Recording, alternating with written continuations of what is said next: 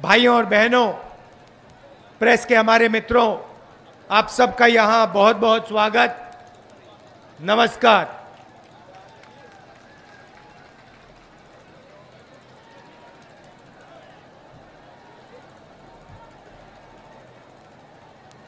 आपने देखा होगा हमारी मीटिंग के पहले कभी कभी बीजेपी के मीटिंग में भारत माता की जय की जाती है। देखा आपने?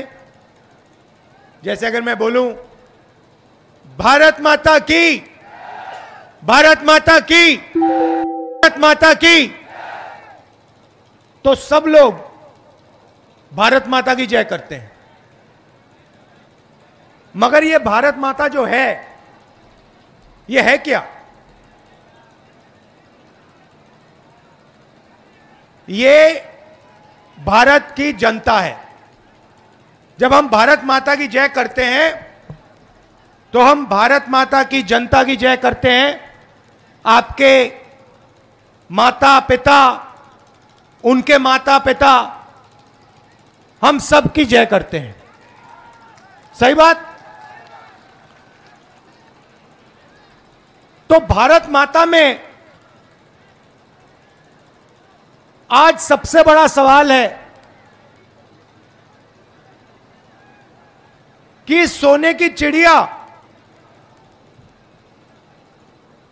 में किसकी कितनी भागीदारी है। सोने की चिड़िया धन पैदा करती है। सवाल यह है, आज इस देश में धन को कैसे बांटा जा रहा है?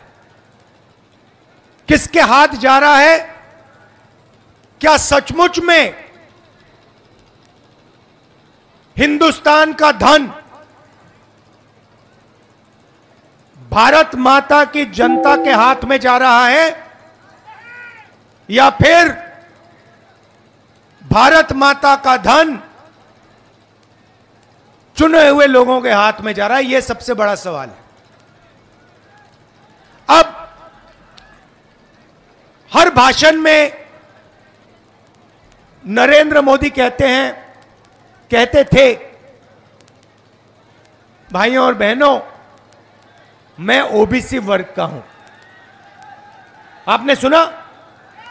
यस, नरेंद्र मोदी को कहते हुए सुना आपने कि मैं ओबीसी का हूं, ओबीसी का हूं, ओबीसी का हूं? सुना है? हां या ना? सुना है। ओबीसी की हिंदुस्तान में क्या आबादी है? कोई बता सकता है? कितने हैं हिंदुस्तान में ओबीसी? देखिए, कोई बता नहीं सकता। किसी को नहीं मालूम कि पिछड़ों की आज हिंदुस्तान में क्या आबादी है। किसी को नहीं मालूम। तो मैंने पार्लियामेंट में कहा कि हम भारत माता की जय करते हैं, मगर भारत माता में किसकी कितनी आबादी है यह किसी को नहीं मालूम। तो मैंने पार्लियामेंट हाउस में जाति जनगणना की मांग की। मैंने कहा कि अगर हमें सचमुच में को भागीदारी देनी है, दलितों को, आदिवासियों को, गरीब जनरल कास्ट के लोगों को भागीदारी देनी है, तो सबसे पहला कदम जाति जनगणना का है। जिस दिन मैंने यह भाषण किया पार्लियामेंट में, जिस दिन मैंने यह बात बोली, उस दिन के बाद नरेंद्र मोदी जी के भाषण बदल गए। पहले कहते थे मैं ओबीसी हूं। जब मैंने ओबीसी की आबादी का सवाल उठाया, उसके बाद से नरेंद्र मोदी कहते हैं, भाइयों और बहनों, हिंदुस्तान में सिर्फ एक जात है, वो है गरीब। वोट लेने के लिए नरेंद्र मोदी ओबीसी। मगर जब ओबीसी को भागीदारी देने का सवाल आया, उनकी सच्ची शक्ति, उनकी आबादी का पता लगाने की बात आई, तो नरेंद्र मोदी कहते हैं देश में ओबीसी है ही नहीं, दलित है ही नहीं, आदिवासी है ही नहीं, जनरल है ही नहीं, सिर्फ एक जात है, वो है गरीब।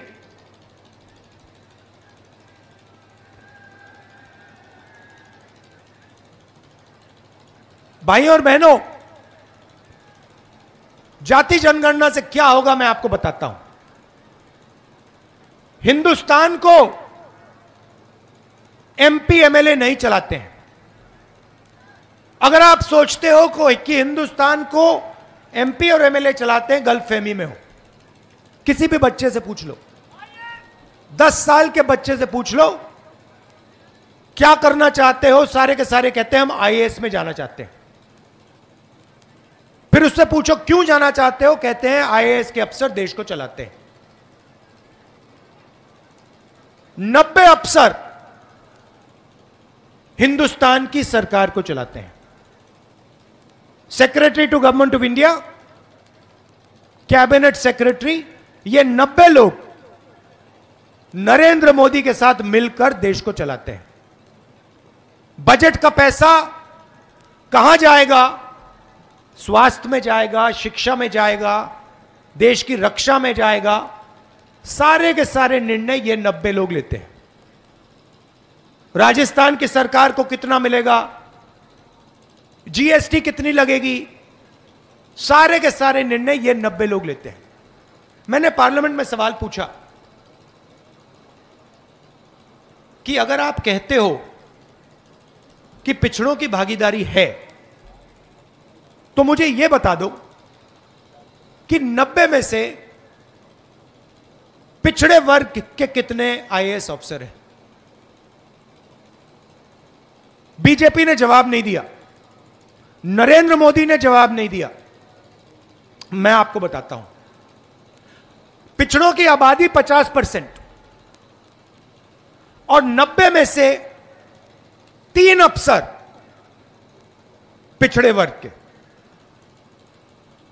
1 अफसर आदिवासी, 3 अफसर दलित। और अगर हिंदुस्तान की सरकार 100 रुपए खर्च करती है तो पिछड़े वर्ग के अफसर 5 रुपया का निर्णय लेते हैं। मतलब आज पिछड़ों की आबादी तकरीबन 50% और पिछड़ों की हिस्सेदारी 5% से कम। और फिर नरेंद्र मोदी आपसे कहते हैं कि भैया